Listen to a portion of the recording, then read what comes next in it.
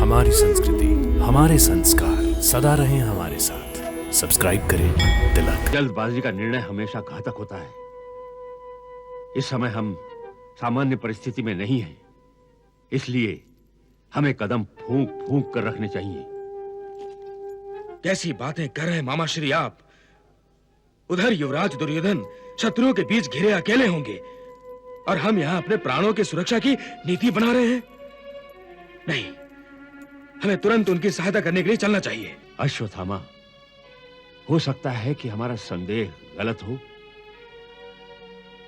हो सकता है कि शंख ध्वनि से पांडव हमें भ्रमित करना चाहते हो।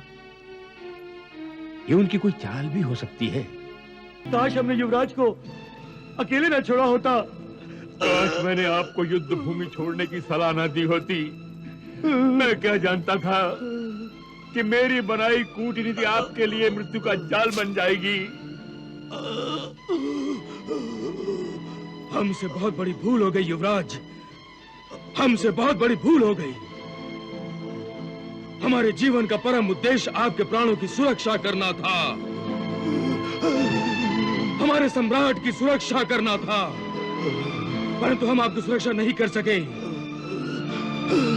हमारे सामने हमारा सम्राट हिंसक पशुओं से घिरा धूल में पड़ा है और हम जीवित हैं। क्या मेरा पुत्र जीवित है? जी महाराज, युवराज दुर्योधन जीवित हैं। परंतु पांडव तो। महारानी जी, जिस प्रकार युवराज दुर्योधन जल स्तंभन की विद्या जानते हैं, उसी प्रकार उन्हें लंबे समय तक सांस रोकने की विद्या का भी ज्ञान है। और दुर्योधन ने उसी विद्या का प्रयोग करके सांस रोककर पांडवों को भ्रमित कर दिया।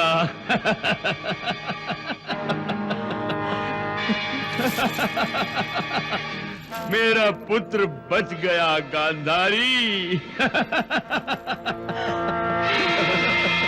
हमारा कुल दीपक बच गया, हमारा कुल दीपक।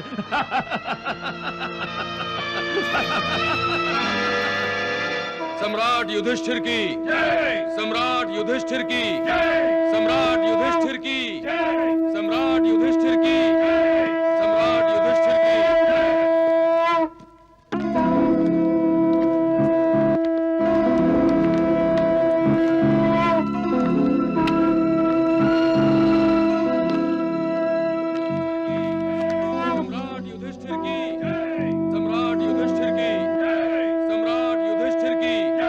सम्राट युधिष्ठिर की जय, सम्राट युधिष्ठिर की जय, सम्राट युधिष्ठिर की जय, सम्राट। मामा श्री, ये शंख ध्वनि सुन रहे हैं आप? हाँ अश्वत्थामा। परंतु अचानक शंख ध्वनि और रणवाद्य बजाने का क्या अर्थ है? हो सकता है उन्होंने युवराज दुर्योधन को ढूंढ लिया हो और सारे पांडव उन्हें युद्ध के लिए ललकार रहे हों। हाँ, तुम्हारा अनुमान ठीक हो सकता कृतवर्मा। तब तो हमें तुरंत युवराज की सहायता करनी चाहिए। वो इस समय संकट में होंगे। आइए मामा श्री। नहीं, ठहरो अश्वत्थामा, ठहरो। जल्दबाजी का निर्णय हमेशा घातक होता है। इस समय हम सामान्य परिस्थिति में नहीं हैं, इसलिए हमें कदम फूंक फूंक कर रखने चाहिए। कैसी बातें कर रहे हैं मामा श्री आप। उधर युवराज दुर्योधन शत्रुओं के बीच घिरे अकेले होंगे और हम यहाँ अपने प्राणों की सुरक्षा की नीति बना रहे हैं। नहीं, हमें तुरंत उनकी सहायता करने के लिए चलना चाहिए। अश्वत्थामा, हो सकता है कि हमारा संदेह गलत हो सकता है कि शंख ध्वनि से पांडव हमें भ्रमित करना चाहते हो। ये उनकी कोई चाल भी हो सकती है कि हम भ्रमित होकर किसी भी तरह बाहर आ जाएं और पकड़े जाएं। तो फिर हमें क्या करना चाहिए? प्रतीक्षा, रात होने तक प्रतीक्षा। फिर हम अंधेरे में सरोवर पर जाकर स्थिति को समझेंगे।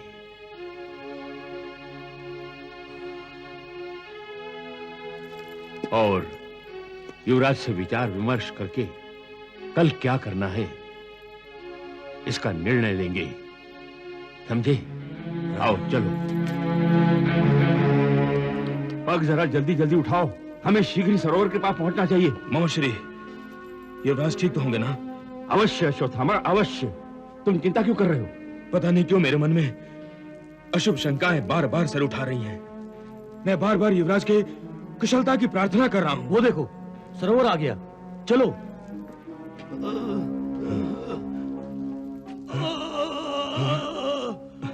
मामाश्री, ये तो किसी के कराहने की आवाज है। मामाश्री, शायद ये कुछ बोलो मत, बोलो मत, सुनो, कहीं पांडवों का कोई गुप्तचर न हो। युवराज! मामाश्री, ये तो युवराज के कराने की आवाज है। युवराज! कदाचित अनर्थ हो गया अश्वत्थामा, कदाचित अनर्थ हो गया।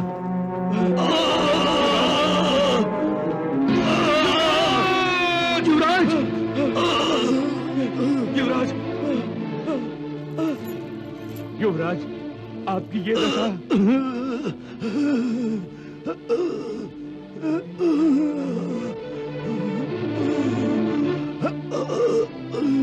काश हमने युवराज को अकेले न छोड़ा होता।